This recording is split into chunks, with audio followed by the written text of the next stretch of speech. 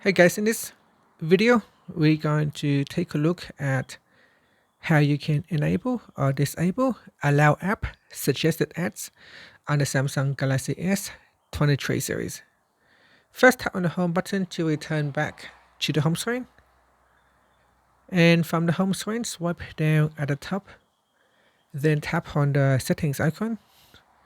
In the settings page, scroll down and then tap on security and privacy. Next, in here you want to tap on privacy.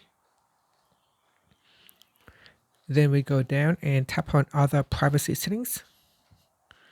Now in here tap on ads. Then go down and tap on add privacy. Then scroll down and tap on app suggested ads. And then tap on the toggle button here. So tap on the allow app suggested ads toggle button to switch it off or turn it on. Now I said that at the top here, apps you use can determine what you like and then suggest ads on other apps. You can block apps from making suggestions.